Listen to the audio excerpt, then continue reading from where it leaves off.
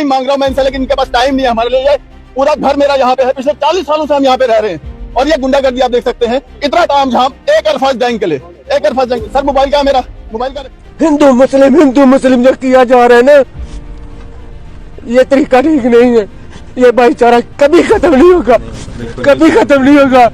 मेरा भी गिरा दो सालो, मेरा भी गिरा दो, मर जाओ तो मर जाओ सालो, मर जाओ। नमस्कार आदाब दोस्तों, द वॉइस एक्सप्रेस पे आपका स्वागत है। मैं हूं सादिक जमान।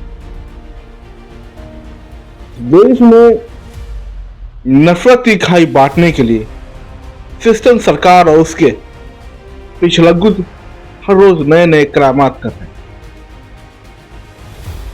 लोग चुनते हैं सरकार ताकि समाज में सद्भाव हो, लेकिन समाज में इन दिनों हम जो देखते हैं, भाईचारा खत्म है, नफरत की दीवारें बढ़ती चली जा रही हैं। और जो आवाज उठाए, जो सत्ता के खिलाफ जो बोले, उसे आप जेल में भेज दीजिए। ये हो रहा है इन दिनों। पिछले दिनों जम्मू के पत्रकार ने जब सत्य बोला, सच्चाई दिखाई, जब सरकारों के खिलाफ, जब सिस्टम के खिलाफ अपनी आवाज बुलंद की, तो नतीजा उनके घर पर बुलडोजर चला दिया गया। जी, पहले बुलडोजर सिर्फ यूपी तक था, यूपी वाले बाबा तक ही सीमित था बुलडोजर। योगी मॉडल कोर्ट गया ताक पे, आप चलाएंगे बुलडोजर। सुप्रीम कोर्ट कह रहा है आप बुलडोजर ऐसे नहीं चला सकते, आप नोटिस देना पड़ेगा, आपको महीने भर पहले बताना पड़ेगा, आपको तय प्रक्रिया होगी, तब जाके किसी का घर अब गिराएंगे। लेकिन नहीं, आपने सरकार के खिलाफ बोला, आपने एक बात बोली, आपने सत्य बोला, सच बोला, सरकार बहादुरों को बुरा लगा और आपका घर गिरा दिया जाएगा। कुछ ऐसा हुआ है जम्मू कश्मीर के एक पत्रकार के साथ।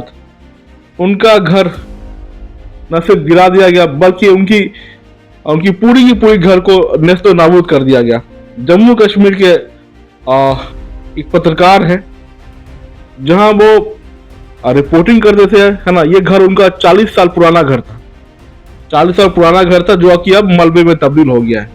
ये मलबे में तब्दील इसलिए हुआ क्योंकि सरकार के खिलाफ उन्होंने बोलना शुरू किया, लिखना शुरू किया, और ये बात सिस्टम को बुरी लग गई कि तुम कैसे बोल सकते हो हमारे खिलाफ, कैसे हिम्मत हुई तुम्हारी। तो जम्मू के भटिंडा इलाके में जो जर्नलिस्ट है, उनका 40 साल पुराना वो मकान था, जिसको बुलडोजर से ढा दिया गया। ये मकान 3 मरला जमीन पर बना था, जो कुछ ही सेकंड में मलबे में तब्दील हो गया।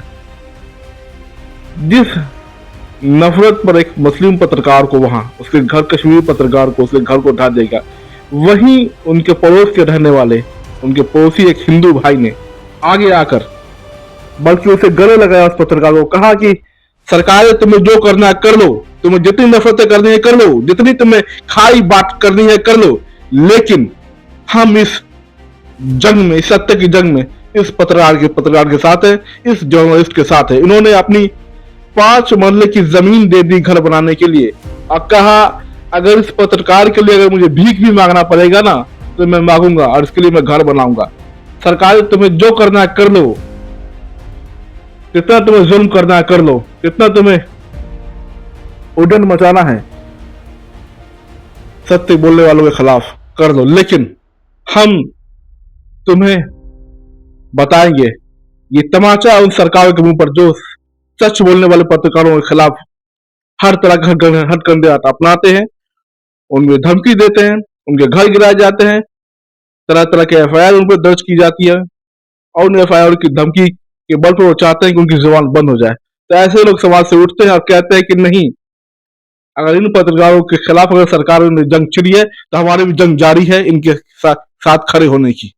देखिए ये तस्वीरें, जो पहले इनका घर गिरा दिया गया, कैसे पत्रकार अपनी बेबसी में है ये बता रहे। देखिए इन तस्वीरों को, और उसके बाद वो तस्वीर देखिएगा जब इनका घर जब पूरा ढह गया, तो कैसे एक हिंदू पड़ोसी आए और उन्होंने कहा कि मैं अपनी 5 मरहले की जमीन इन्हें देता हूं, ये मेरा भाई है, ये मेरा पड़ोसी है, ये सच बोल रहा था, ये सत्य की आवाज बन रहा था, इसलिए इसके साथ मैं खड़ा हूं। देखिए इन तस्वीरों को।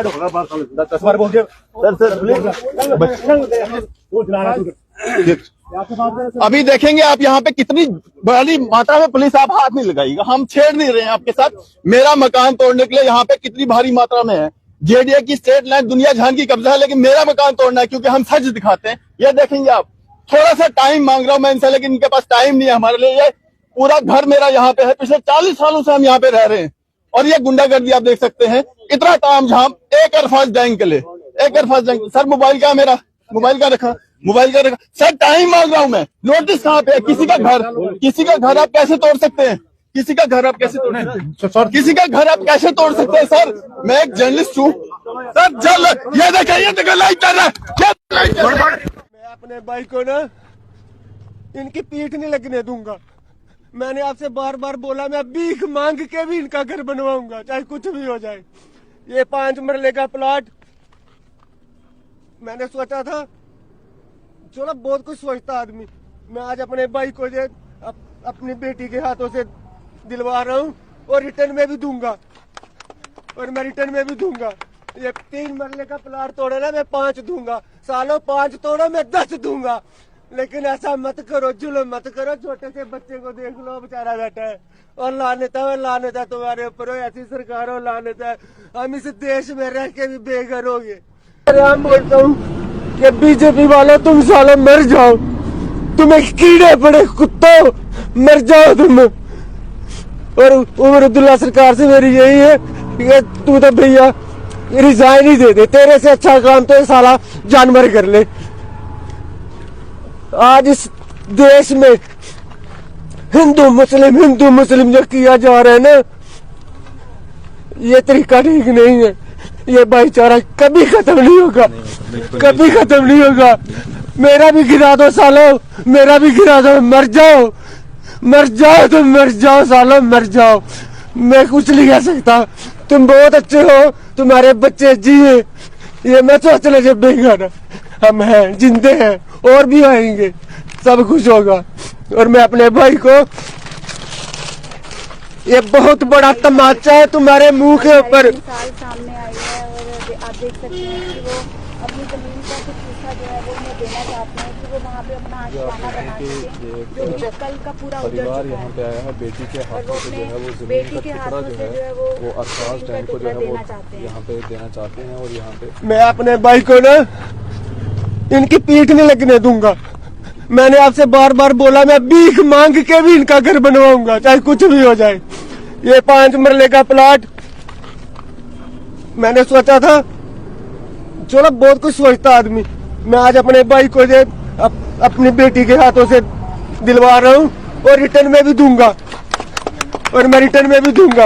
ये 3 मरले का प्लॉट तोड़े ना, मैं 5 दूंगा। सालों 5 तोड़ो, मैं 10 दूंगा। लेकिन ऐसा मत करो, जुल्म मत करो। छोटे से बच्चे को देख लो, बेचारा बैठा है, और लानत है तुम्हारे ऊपर, ऐसी सरकार हो, लानत है। हम इस देश में रह के भी बेघर हो गए। बस मैं कुछ नहीं कहना चाहता। आपने बच्चा जो बोलना बोल। हाँ जी, तो सबसे पहले मैं कहना चाहती हूँ कि मुझे बहुत ज्यादा दुख हो रहा है कि ये जो सिचुएशन होती है ना, ये किसी के साथ भी हो सकती है। और मैं तो यही कहना चाहूंगी पर्सनली कि मैं भैया की छोटी बहन हूँ। ना सिर्फ मैं, हमारे पूरे फैमिली मेंबर्स और जितने भी कम्युनिटी के लोग हैं, वो सभी अरफाज भैया के साथ हैं, क्योंकि ये बहुत अच्छे पर्सन है पर्सनली। और मैं तो यही कहना चाहूंगी कि मैं सबसे ज्यादा खुशकिस्मत हूँ कि मेरे ऐसे माँ बाप हैं जिन्होंने मुझे जन्म दिया। और पर्सनली आप खुद देख सकते हो कि टेंशन नहीं लेनी, मुझे कोई टेंशन नहीं है। जहाँ मेरी पब्लिक साथ है, जम्मू के